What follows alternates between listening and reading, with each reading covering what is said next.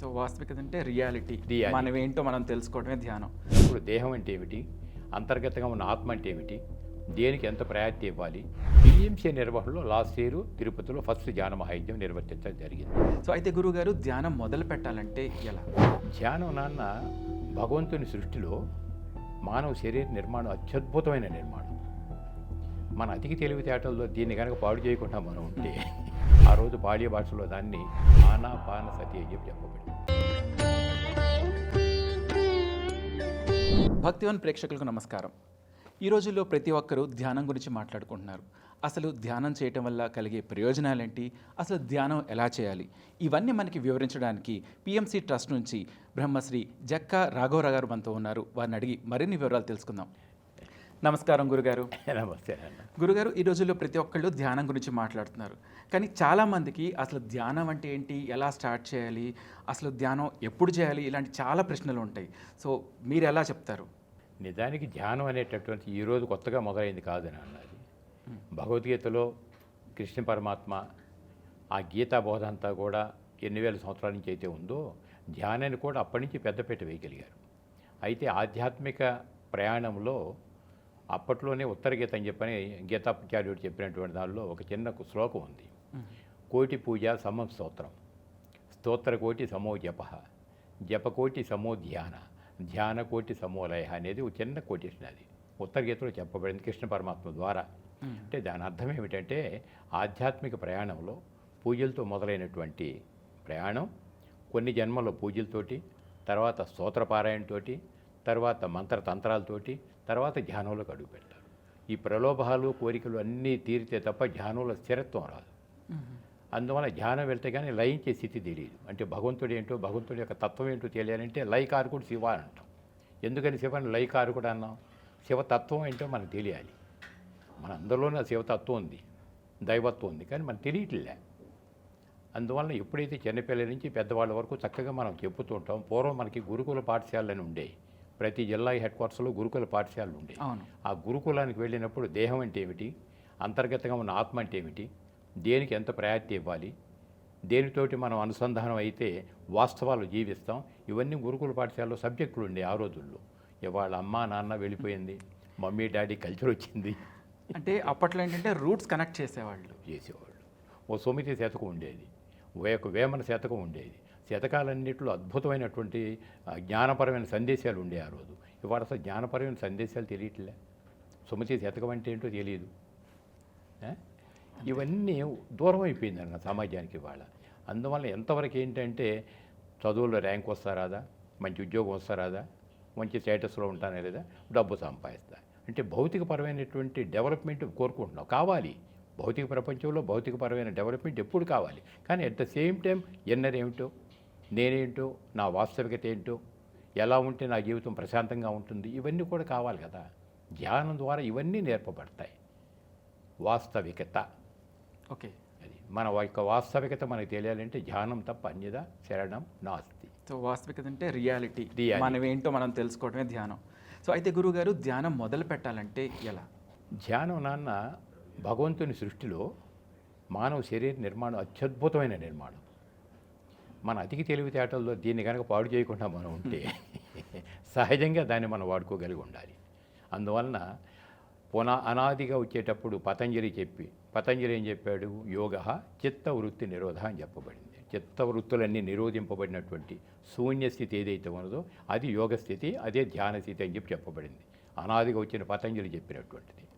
2500 సంవత్సరాల క్రితం బుద్ధ భగవానుడు ప్రపంచం అంతా దుఃఖం దేనికోసం ఉన్నది, దుఃఖానికి నివారణ లేదా అని ఒక చిన్న ఆలోచనతోటి సమాధానం కనుక్కోవటానికి బయలుదేరితే 6 సంవత్సరాల పాటు అహర్నిశలు పాటుపడి అనేక రకాలైనటువంటి పద్ధతులు చెప్పి దేనివల్ల కూడా మనకు రావట్లేదని ఫైనల్గా వచ్చేసరికి ఏ శ్వాస అయితే జీవనాధారంగా ఉన్నదో దానిలో ద్వారా నాలోకి నేను ప్రయాణం చేయగలిగితే అది నా వాస్తవం ఏదుందో దాని దగ్గర తీసుకెళ్తానని చెప్పగలిగాడు.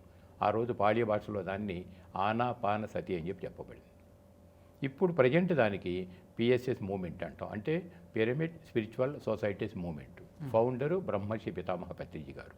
ఈరోజు ఏం చెప్పారంటే స్వచ్ఛమైన తెలుగులో శ్వాస మీద ధ్యాస అని చెప్పన్నారు. ఇప్పుడు మనం మాట్లాడుతూనే ఉన్నాం, మీరు వింటూనే ఉన్నారు, కానీ శ్వాస దాని పని చేస్తుంది కదా. అవును. మన ప్రమేయం ఏమైనా ఉందా? లేదు. ఆ వాస్తవాన్ని ఆ న్యాచురల్గా జరిగేదాన్ని మనం గుర్తించగలిగితే చాలు. ఓకే. ఏ శ్వాస అయితే జీవనాధారం ఉన్నదో దాంతోపాటు మన లోపలికి మనం వెళ్ళగలగాలి. చిత్తవృత్తి నిరోధన పతంజలి చెప్పగలిగారంటే చిత్తవృత్తులు ఆలోచన రహితమైన స్థితి ఏదైతే ఉన్నదో అది శూన్య స్థితి. ఆ శూన్య స్థితిని యోగ స్థితిగా గుర్తించారు మహానుభావులు. ఆ స్థితికి మనం ఎలా వెళ్ళాలి అన్నదానికి ఉన్న ఏకైక మార్గం శ్వాస మీద చేస్తాం. బై నేచర్ కృత్రిమంగా మనం ఏం చేయట్లే, just observe the normal breath. కళ్ళు మూసుకో, హాయిగా కూర్చో, నార్మల్ బ్రెత్ అని గమనిస్తూ దానిలోకి అంటే వెళ్ళిపో. Very simple. శ్వాస మీద ధ్యాస ఉండటమే ధ్యానం అంటారు. అదే ఆ శ్వాస మీద ధ్యాసను మనం ఎటువైపు వెళ్లకుండా మళ్ళకుండా మనం ఎలా నియంత్రించుకోగలుగుతాం? ఆలోచనలు వస్తుంటేనైనా సహజం. సమాజంలో మనం ఉన్నప్పుడు మన చుట్టూ కనపడని శబ్ద తరంగాలు ఎన్నో మన చుట్టూ ముట్టేసి ఉన్నాయి. అవును. కళ్ళు మూసినప్పుడు ఏదైతే వద్దంటామో మరీ ఎక్కువగా ఉంటాయి. అప్పటి వరకు స్వీట్ అంటే కావాలంటే తింటాడు, లేకపోతే వద్దంటాడు. షుగర్ అనేది ఎప్పుడు బయటపడిందో వాటికి 24 క్రేవింగ్స్ అంటారు. స్వీట్ తినాలనిపిస్తుంది. అంటే ఏదైతే వద్దంటామో అది కొద్దిగా ఎక్కువ అవుతాయి. ధ్యానం కూడా కొత్తగా వచ్చిన వాళ్ళకి కాసేపు కూర్చున్నప్పుడు ఆలోచనలు వద్దు అన్నాం అనుకోండి, అవే ఎక్కువ అవుతుంటాయి. కాస్త సహనమే ప్రగతి అని ఒక స్టేట్మెంట్ ఉంది. కొద్ది సహనంగా వచ్చే ఆలోచన కట్ చేస్తూ అగైన్ మళ్ళీ శ్వాసను గమనించుతూ మనలోకి మన ప్రయాణాన్ని మెల్లమెల్లగా సాగించినట్టయితే సహనము, పట్టుదల ఇవి రెండు కావాలి. కొద్దిపాటి సహనం, కొద్దిపాటి పట్టుదల ఇవి రెండు ఉన్నట్టయితే ఈ శ్వాస గమనింపు ద్వారా మనలోకి మనం వెళ్ళిపోతాం. అయితే గురుగారు, ఇప్పుడు మీరు చెప్పినట్టుగా చాలామంది ధ్యానం అంటే ఏం ఆలోచించకుండా ఒక మూల కూర్చోవడం అన్నట్టుగా చెప్తూ ఉంటారు. అది ఎంతవరకు కరెక్ట్? కేవలం సామాజిక స్పృహలో అవన్నీ వ్యాప్తి చెందినవి తప్ప నిజానికి ధ్యానం అనేటటువంటిది ఇందాక చెప్పాను కదా, గురుకుల పాఠశాలలో పూర్వం నుంచే చెప్పేవాళ్ళు. ఇవాళ చదువుకునే విద్యార్థుల దగ్గర నుంచి పెద్దవాళ్ళైనటువంటి ముసలివాళ్ళ దాకా కూడా భయం భయం భయం అనే దానిలో రాజ్యం వెళ్తున్నారు లేదా? ఎందుకని? స్ట్రెస్ అనేది విపరీతంగా పెరిగి, స్ట్రెస్, యాంగ్జైటీ, డిప్రెషన్ పెరిగిపోయినాయి. స్ట్రెస్ ఎంత ఎక్కువ అయితే అది నీ బాడీలో ఉండే ఏ పార్ట్ అయినా డ్యామేజ్ కావచ్చు, అనారోగ్యానికి దారి తీయచ్చు. కాబట్టి ఆరోగ్యమే మహాభాగ్యం అని చెప్పబడినప్పుడు ఫస్ట్ ధ్యానం ద్వారా నీ స్ట్రెస్ ఎప్పుడైతే రిలీజ్ అవుతుందో నీ వర్క్ ఎఫిషియన్సీ ఇంప్రూవ్ అవుతుంది. చదువుకునే పిల్లవాడు చదువు మీద ఏకాగ్రత పెరుగుతుంది. ఎనీవన్ నీకు ఏదైతే నువ్వు భౌతిక ప్రపంచంలో ఎదగాలనుకున్నావో ప్రతిదానికి నీ యొక్క స్ట్రెస్సే నీకు అడ్డం అవుతుంది. ఆ ఒక్కదాన్ని ధ్యానం ద్వారా మనం నిర్మూలించుకోగలిగితే నీ బ్రహ్మాండమైనటువంటి ఇంప్రూవ్మెంట్ నువ్వు చూస్తారు. ఇవాళ వేలు లక్షల కోట్ల మంది ధ్యానం వైపు మొగ్గు తోడబట్టే ప్రతి సంవత్సరం December 21 వరల్డ్ మెడిటేషన్ డే కింద డిక్లేర్ అయ్యింది. గతంలో every year June 21 world yoga day కింద అయిపోయింది. అంటే యోగం అనేది మానవుడికి ఎంతవరకు అవసరం ఆనాడు చెప్పబడింది, అతి కొద్ది కాలం క్రితం. ఇప్పుడు ఇవాళ అదే ఐక్యరాజ్య సమితి నుంచి మరి every year December 21 world meditation day కింద డిక్లేర్ చేశారంటే ప్రపంచ దేశాలన్నీ ఆమోదించబట్టి కదా ఐక్యరాజ్య సమితి. మరి అంత ఐక్యరాజ్య సమితి చెప్పినా భారతదేశంలో పుట్టి భారతదేశంలో పెరిగి మనకి ధ్యానం అంటే ఏంటో. పిరమిడ్ టెక్నికల్గా ఎలా పనిచేస్తుంది గురువుగారు? టెక్నికల్గా అది ఎట్లా ఉంటుంది? ఇప్పుడు సూర్యరశ్మి అంతా ఉంది, భూతత్వం పెట్టగానే దాని కింద ఉన్న పేపర్ ఎందుకు కాలిపోతుంది? ఓకే, హీట్ అంతా ఒక చోట కాన్సన్ట్రేట్ అవుతుంది. అంటే ఆ పరిమాణంలో ఉన్నటువంటి సూర్యకిరణాలు మల్టిప్లై అయ్యేసరికి పేపర్ కాలిపోతుంది. ఇది ఎంత వాస్తవమో ప్యూర్ సైన్స్. ఓకే, పిరమిడ్ అనేది కూడా అది దాని సైన్స్ కొన్ని మెజర్మెంట్స్లో ఉంది. 4 భుజాలు సమంగా ఉండాలని, 51.5 యాంగిల్స్లో ఉండాలని, నార్త్గా ఉండాలి, ఇవి కొన్ని యాంగిల్స్ ఉన్నాయి. ఆ యాంగిల్స్ ప్రకారం ఎప్పుడైతే నిర్మాణం ఉంటుందో మనం ఏ కాస్మిక్ ఎనర్జీ ఏ ప్రాణశక్తితో అయితే మనం జీవిస్తున్నామో ఈ ప్రాణశక్తి 3 రెట్లు ఎక్కువ వస్తుంది అందులో. అందువల్ల బయట కూర్చొని ధ్యానం చేసే కంటే పిరమిడ్లో కూర్చొని ధ్యానం చేయగలిగితే ఫలితం తొందరగా వస్తుంది, తక్కువ టైంలో ఎక్కువ శక్తి తీసుకుంటాం. దానికోసం ఆల్రెడీ ప్రూవ్డ్ సైన్స్. అలానే పిరమిడ్ లేకపోతే ధ్యానం చేయకూడదని కాదు, ఎక్కడైనా ధ్యానం చేసుకుంటాం. చేసేది అందులో కూర్చుంటే తొందరగా మనం అనుకున్న దానికి రీచ్ అవ్వగలుగుతాం, తక్కువ టైంలో ఎక్కువ శక్తి తీసుకునే వాళ్ళు అవుతాం. పిఎంసీ నిర్వహణలో లాస్ట్ ఇయర్ తిరుపతిలో ఫస్ట్ ధ్యాన మహాయజ్ఞం నిర్వర్తించడం జరిగింది. ఇప్పుడు సెకండ్ ఇయర్ చేస్తున్నాం మళ్ళీ పిఎంసీ నిర్వహణ. ఎప్పుడు జరుగుతుంది గురుగారు? ఇది ఆగస్టు 22 నుంచి 28 వరకు. ఓకే, తిరుపతిలో ఆగస్టు 22 నుంచి 28 వరకు మహిళ ఆడిటోరియం. అయితే ఈ యజ్ఞానికి ఎవరైనా రావచ్చు, కులాలకి మతాలకి అతీతం. అది ఆడ మగ లింగభేదం లేదు. నీకు ఆసక్తి అంటూ ఉండాలి, అందరు రావచ్చు. అయితే తట్టుకునే వాళ్ళు ఉంటారు, తట్టుకోలేని వాళ్ళు ఉంటారు ఫైనాన్షియల్గా. అందువల్ల వచ్చేవాళ్ళు ఎన్ని వేల మంది వచ్చినప్పటికీ కూడా ఉచిత భోజనం ఉంటుంది, ఉచిత వసతి ఇస్తాం, ఫ్రీ అకామిడేషన్ ఉంటుంది. వచ్చిన వాళ్ళందరికీ కూడా కాఫీ టిఫిన్ దగ్గర భోజనం అన్నీ ఫ్రీగానే ఉంటాయి. అయితే కాస్త స్తోమత కలిగిన వాళ్ళు మేము కాస్త ఉండాలి అనుకున్న వాళ్ళు పెయిడ్ అకామిడేషన్ కొంత ఉంటాయి. కాబట్టి పే చేయగలిగిన వాళ్ళు పెయిడ్ అకామిడేషన్కి వెళ్తారు. మేము చేయలేము అనుకున్న వాళ్ళు ఛార్జీ పెట్టుకొస్తే చాలు, ఫ్రీ అకామిడేషన్ ఇస్తాం, ఫ్రీ అన్నీ భోజన వసతులు అన్నీ ఉంటాయి. అయితే దీనికి రిజిస్ట్రేషన్ ఏమన్నా ఉంటుంది? ఏముండదు సార్, హాయిగా ప్రశాంతంగా రావచ్చు. ఉదయం 6 గంటల నుంచి రాత్రి 9 గంటల వరకు కంటిన్యూ అవుతాయి. అయితే ఉదయం 3 గంటలు, సాయంత్రం 3 గంటలు, 6 గంటలు అన్ని వేల మందితోటి కంటిన్యూగా ధ్యానం నడిచినప్పుడు ధ్యానం యొక్క శక్తి తరంగాలు ఏ విధంగా వరల్డ్ పీస్కి ఉపయోగపడతాయి అనేది మళ్ళీ నేచర్ స్పిరిట్స్ అన్నీ దాన్ని చేసుకుంటాయి. అది సబ్జెక్ట్, లోతైన సబ్జెక్టే కదా. మన డ్యూటీ ఫిజికల్గా ఏమిటంటే ఎన్ని వేల మంది సామూహికంగా ధ్యానం చేయగలిగినప్పుడు ధ్యానం యొక్క శక్తి తరంగాలు వరల్డ్ పీస్కి ఉపయోగపడతాయి. వ్యక్తిగా మనం వెళ్ళి అందులో కూర్చున్నప్పుడు మనం కూడా విశ్వశాంతిలో భాగస్వాములు అయినట్టు లెక్కి అటు మనకి బెనిఫిట్ ఉంది, యూనివర్సల్కి బెనిఫిట్ అయింది. వచ్చిన వాళ్ళంతా ఫ్రీ అకామిడేషన్ ఇస్తున్నాం, ఫ్రీగా భోజనం పెట్టగలుగుతున్నాం. ఏం చేయం అంటే ఏదైనా రిజిస్ట్రేషన్ కానీ లేకపోతే ముందు ఏదైనా నమోదు చేసుకోవాలా? ఏం డైరెక్ట్గా వాకిన్ ఎవరైనా రావచ్చు? రైట్వే రావచ్చు. మహతి ఆడిటోరియం, ఓకే, తిరుపతిలో మహతి ఆడిటోరియం. ఇప్పుడు పెయిడ్ అకామిడేషన్ కావాలనే వాళ్ళు కూడా కొద్దిగా హెల్ప్గా ఉంటుంది కదా అని మేము కొంతమంది మెంబర్స్ నాలో పెట్టి హోటల్స్ పేర్లు ఇవన్నీ కూడా రేట్లు అవన్నీ ఇచ్చేస్తున్నాం. కావాలంటే అలా చేసుకోవచ్చు. తిరుపతి ఇది ఎన్ని రోజులు జరగబోతుంది గురువు? వారం రోజులండి. వారం రోజులు. 22వ తారీఖు మధ్యాహ్నం 2ంటికి ప్రారంభిస్తే 28వ తారీఖు నైట్ క్లోజ్ అవుతాయి. ఓకే, ఈ వారం రోజులు అంటే రోజుకు రకరకాల ధ్యాన ప్రయోగాలు జరుగుతాయి. విన్యాసాలు ఎలా ఉంటాయంటే ఉదయం సపోజ్ 6 నుంచి 9 వరకు ధ్యానం ఉంటుంది. తర్వాత ఒక 1 అవర్ బ్రేక్ఫాస్ట్, స్నానాలకి జపాలకి బ్రేక్ఫాస్ట్కి. తర్వాత అక్కడి నుంచి సీనియర్ మోస్ట్ మాస్టర్స్ ఉంటారు.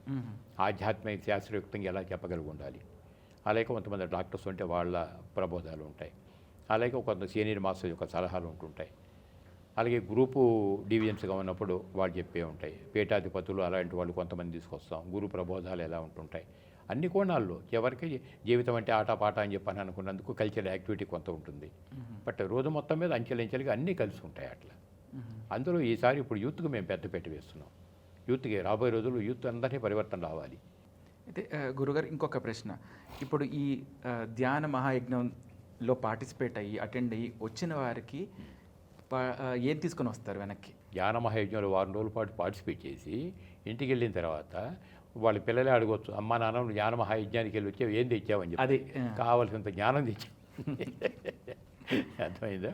మహానుభావులు ఇచ్చే జ్ఞానపరమైన సందేశాలు ఎన్నో ఉంటాయి. సో వెళ్ళిన వాళ్ళు చాలా ప్రశాంతంగా అక్కడ హాయిగా కంప్లీట్గా ధ్యానం పైన ఫోకస్ చేసుకొని ధ్యాన నాలెడ్జ్ని తీసుకొని వెనక్కి రావచ్చు అంటారు. ఇది కాకుండా ఈ సంవత్సరం ఇంకో కొత్తదనం ఏంటంటే మహతి ఆడిటోరియం కింద సెల్లార్ ఒకటి ఉంది. సుమారు కొంతమంది వందల సంఖ్యలో పడతారు అక్కడ కూడా. అక్కడ అఖండ ధ్యానం పెడదాం అనుకుంటున్నాం. ఇప్పుడు మా ధ్యానంలోనే 3 గంటల 4 గంటల పిల్లలకైతే అరగంట చాలని మనం ఎలా అనుకుంటున్నామో రోజు 10, 15 గంటలు 20 గంటలు అలా చేసేవాళ్ళు కూడా బోల్డ్ మంది ఉన్నారు ఈరోజు. వాళ్ళంతా అఖండ ధ్యానంలోకి వెళ్ళిపోతారు. ఇక వాళ్ళకి టైంతో పని లేదు, వేరే అడ్డు పని లేదు. లోపలికి వెళ్ళి కళ్ళు మూసుకుంటే ఇంకంతే. 10 గంటలైనా వాళ్ళ ఇష్టం. ఉదయం 6 నుంచి రాత్రి 9 వరకు కూడా కంటిన్యూ నడుస్తూనే ఉంటుంది అఖండ ధ్యానం. అంతసేపు కూర్చోలేమండి, 3 గంటల చాలనే వాళ్ళు ఇక్కడ కూర్చోవచ్చు.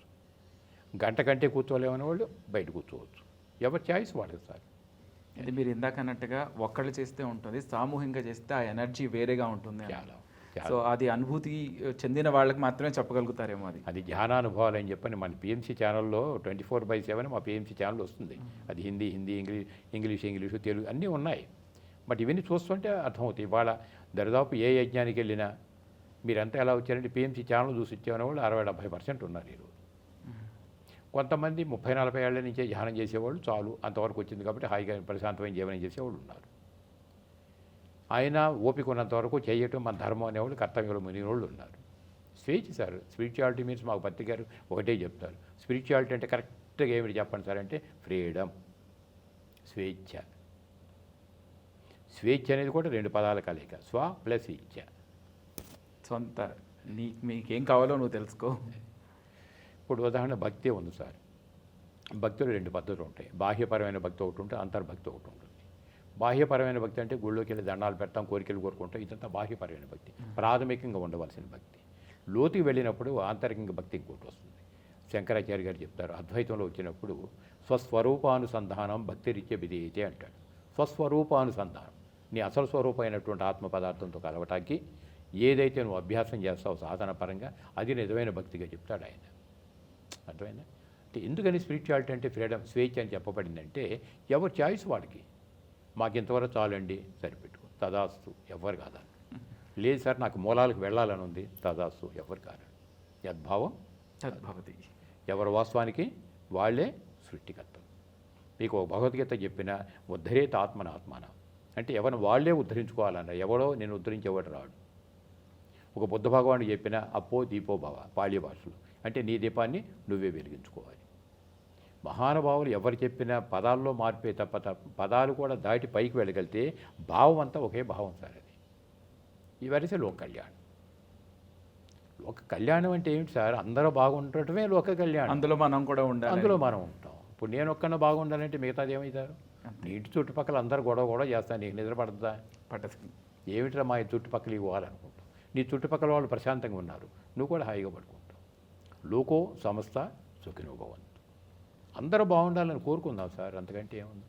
అది పరిస్థితి. అవన్నీ రావాలంటే చిన్నతనం నుంచి నీకు ధ్యానం, జ్ఞానం కావాలి. పత్రికారు మాకు 3 చెప్పారు. ప్రతి ఒక్క వ్యక్తికి నిత్య జీవితంలో సాధన చేసుకున్న వాడికి చేసుకున్నంత మహాదేవ. అంటే పిల్లలకి కొద్దిగైనా ఎదిగిన కొద్దీ పెంచుకోగలిగితే శక్తివంతంగా ఉండటానికి ధ్యానం, జ్ఞానపరంగా ఎదగటానికి స్వాధ్యాయం. అంటే చక్కని పుస్తకాలు చక్క చదువు. అది భగవద్గీత, భజగోవిందమా, బైబిల్, నీకు ఏది కావాలంటే తీసుకో, చదువు చక్కగా. చదివింది ఎంతవరకు ఆచరణలో పెట్టడానికి స్వాధ్యాయం. అంటే నిన్ను ఆత్మపరిశీలన చేసుకో. 3వది సజ్జన సాంగత్యం. ఎవరైతే సత్యాన్వేషణలో ఉంటారో వాళ్ళ సాంగత్యం ద్వారా మంచి విషయాలు చక్కగా మాట్లాడతాం, సబ్జెక్టు మీద మంచి గ్రిప్ వస్తుంది, ఆచరించగా బాగుంటుంది. ఈ 3 తప్పనిసరి కావాలి. ఇక 4వది ఆచార్య సాంగత్యం. అంటే మాటలకు పరిమితం కాకుండా చేతల్లో ఎప్పుడైతే ఉంటామో వాళ్ళని ఆచార్యు, అంటే ఆచరించి చూపించేవాడిని ఆచార్యుడు అంటాం. వాళ్ళ సాంగత్యంలో మనకి అరమరికలు లేకుండా మనకున్న సందేహాలన్నీ కూడా నివృత్తి అవుతాయి. ఎందుకంటే ఇంకేం కావాలి? అది మా పిఎంసి ఛానల్ చూసేవాడికి 24/7 ఏది కావాలంటే అవి అందుతూనే ఉన్నాయి. ధ్యానం కొత్తగా వచ్చేవాళ్ళు చెప్పాను కదా ఇందాక మీతోటి, ఇదివరకు ఎవరైనా ధ్యానం అని చెప్పని ఫోన్ చేస్తే వాళ్ళని ఇంటికి పిలిపించు, గంట సేపు కూర్చుంటే ట్రైనింగ్ ఇచ్చేవాళ్ళం. ఎంత టైం వెళ్ళేది. ఇవాళ పెరిగిన టెక్నాలజీ పెరిగింది. ఎవరైనా సార్ ధ్యానం అనగానే యూట్యూబ్లోకి వెళ్ళిపో స్పిరిచువల్ రియాలిటీ అని కొట్టమంటున్నాం. Spiritual reality Telugu, Hindi, English అన్నింటిలో ఉంది. అది ఇంటర్నేషనల్ ఫేమ్ అయిపోయింది. మనవాళ్ళది సీటీ కూడా మాది. అది చూసుకొని కళ్ళ కట్టినట్టుగా మొత్తం దానిలో వచ్చేస్తుంది. ఎలా చేయాలి, ప్రాసెస్ ఏమిటి, శ్వాస గమనించినప్పుడు అంతర్గతంగా నీళ్ళు ఏం జరుగుతున్నాయి, అన్నీ దానిలో కళ్ళ కట్టినట్టు ఉంటాయి. ఇక జ్ఞానపరమైన అవగాహన కావాలి, జ్ఞానానుభవాలు కావాలి. పిఎంసి చూడండి హాయిగా, కావాల్సిన నాలెడ్జ్ మీకు వస్తుంది. అయినా డౌట్స్ ఉన్నాయి, పిరమిడ్ మాస్టర్ దగ్గరికి వెళ్ళండి, సందేహ నివృత్తి చేసుకోండి. అన్నీ ఉచితమే కదా సార్ ఇక్కడ. ఇంత జ్ఞాన మహాయజ్ఞాలు మేము చేసినా పత్రికారు ఒకటే అంటారు, సహాయం చేయాలన్నప్పుడు తన్ మన్ ధన్, తనసు ద్వారా కానీ మనవు కానీ ధనం ద్వారా. ఈ అన్నిటికీ ఒక గురువు అవసరం. ధ్యానం నేర్చుకోవాలన్నా ఫైనల్గా ధ్యానం నేర్చుకునే వాళ్ళకి మనం చెప్పబోయే మాట, ఇప్పుడు అందరికీ అవకాశం కలగాలి సార్. ప్రతి సంవత్సరం ఇప్పుడు తిరుపతిలో మేము లాస్ట్ ఇయర్ బిగిన్ చేసాం. ఈ సంవత్సరం ఆగస్టు 22 నుంచి 28 వరకు తిరుపతి పట్టణంలో మహతి ఆడిటోరియంలో చక్కని ధ్యానం నడుస్తుంది. అందరూ అక్కడికి రావచ్చు.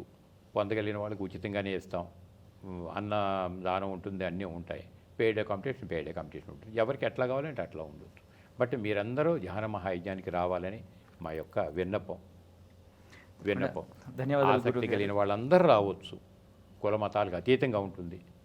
వాళ్ళ స్థాయిని బట్టి పెయిడ్ అకామిడేషన్కి వెళ్ళాలా, ఫ్రీ అకామిడేషన్, అది వాళ్ళ స్వేచ్ఛే. చేసుకున్న వాడికి చేసుకున్నంత మహాదేవ. దయచేసి అందరూ ధ్యాన మహాయజ్ఞానికి రావాలని మనస్ఫూర్తిగా మనసావాక్య కర్మణ మేము కోరుకుంటున్నాం. ధన్యవాదాలు గురుగారు. మా వ్యూవర్స్కి ఒక మంచి ఇన్ఫర్మేషన్ ఇచ్చారు ధ్యానం మీద. Thank you Swamy.